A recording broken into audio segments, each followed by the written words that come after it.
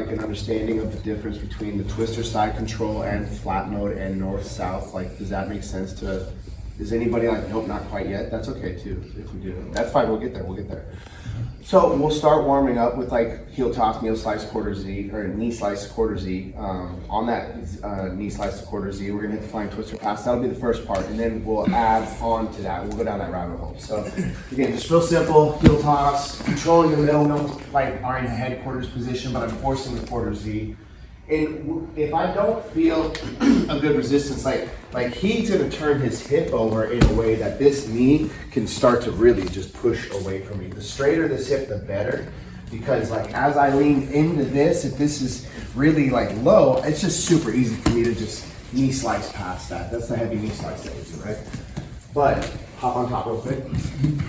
Like when I capture this quarter Z, like I'm really turning this hip all the way over and keeping this straight line, not this. If this is happening, he's just gonna like slide right past that. There's not much I'm gonna stop that's gonna stop that. But if I have a really strong capture, boom, that's when he's gonna hit that flying twister pass. Now he's like, ah, shit, I trained with Brian Brown, motherfucker. You know what I'm saying?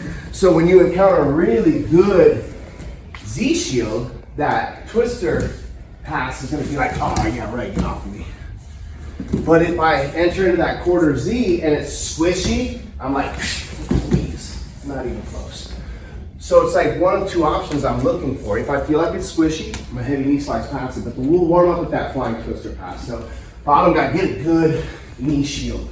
I feel it, and now that helps me long step out. As I do that, I'm wall of fleshing so he can't get to that knee elbow. And again, my perfect twister side control, sitting on his bicep, sitting on his shoulder, head facing away, elbow in the armpit, wall of flesh, everything's crushed. Cool? That's it, 3, 2, 1. Twister side control. I would make him suffer until he gave me what I wanted, which is whatever submission is easiest for me to get. I know that sounds weird, but that's the truth. You know what I mean? Resetting, and he's getting his frames, and he's in a bump and run. So he's like creating space, turning, and trying to recover full guard. But I'm capturing the double underpass. Now this is what I'm talking about. Most people get here, they get too excited to get past. They already just want to throw the legs past. And he's already, yeah, maybe a double C cup, maybe even if I'm there, he's just gonna turn back into me and frame. No, just regular frame, like knee elbow escape. You know what I mean? Something simple. So like the point is when I capture this, don't just throw the legs out to the side because there's all of this space. As I'm going around this corner, I want to create tension. I'm kind of turning his spine into an accordion. I'm going to reach across, and I'm sliding around the corner of his butt and up his rib cage. And he tries to put that frame in, but that frame just gets flattened out because I never even let it get there. And so I slide into flat mode. So this is flat mode. I could be here for flat mode, or I could be here for flat mode. Still looking for my wall of flesh. And again, ideally, I'd like to have this all flattened down a little bit higher up, but I could be right here too. So to get back to twister side control, I would pummel this in, turn to my side, and slide into that perfect twister side control. So that's the difference between the two. So twister side control, flat mode, north-south, right? So one more time on that double underpass, right? So he's gonna bump and run. We're starting from the beginning also. So we're gonna go heel toss, quarter Z, flying twister pass to twister side control, scene, rewind, new scene. Right, so bump and run.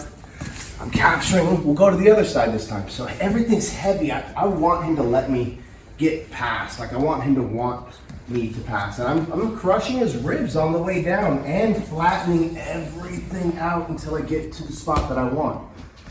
And again, this is my weak side. This is most y'all's weak side too, so just getting there is fine. We're coming back to regular side control. So one more bump and run. We'll go ahead and add this into the mix already. So when he bumps and runs the second time, so ChemTrail is just throwing the legs over, sliding into the truck. A lot of times right here, you see how his arm's kind of bent? It's a little bit in space. A lot of times he'll be here, and not even that. Like this is often a representation of what happens. So when I'm going for this crotch ripper, sometimes I'll just skip it and go straight to the marsh, snag the baseball bat, and make Eddie proud. One more time. So bump and run. I would love to have just stuffed that, slid right into there and gotten right to this crotch ripper. The elbow, I see the marsh. And so I take that marsh right to baseball bat whenever I get that chance to. And again, if you know how to finish the twister, go ahead and hit the reps. But the double underpass is like what I really want you guys to focus on. The ChemTrail is just a little dessert. Cool? Let's hit it. 3, 2, 1. From a different perspective. The ChemTrail is no different than the truck from turtle, right?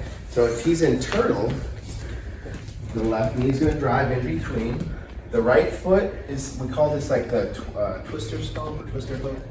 It's like a tentacle. I'm prying this leg open.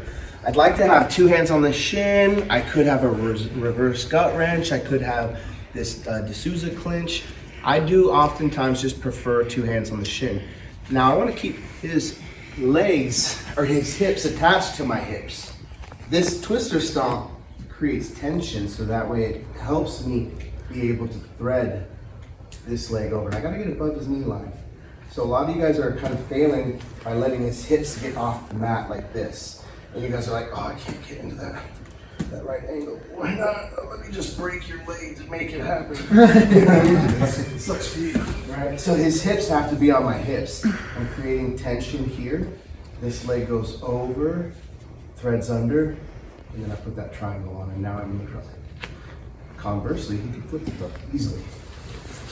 And now I'm in his truck. It's magic, right? We'll worry about that some other time. So instead of going and worrying about the ChemTrail, we'll just get some reps putting him into turtle so we can get some easy truck entries, right? So pretend I did my 2 double underpasses already. He bumps, he runs. I'm just gonna put him into turtle. It's the same deal. And I'm gonna fly into the truck that direction. And just get to the truck, right? We're just playing catch. We don't need to worry about, what comes next? And a lot of y'all need to be able to do that nice and smooth. It's like you're conducting a symphony. You don't need to go breaking the law. It doesn't have to be all like, let's go fast, you know? Eventually you will wanna go fast and be able to play in a good tempo, right? But like for now, just really focus on trying to figure out how it feels and get those positions locked in. So take this opportunity, continue to hit the whole sequence because that's a really good warm up, right? But then when we get to the end, don't worry about the ChemTrail, just put them all the way into turtle and then use that as a truck entry because they're so similar. They're just a slightly different angle the way that you're attacking it. But for teaching purposes, looking at it like you're entering from turtle is gonna be a lot easier for onboarding. Cool? That's it, 3, 2, 1.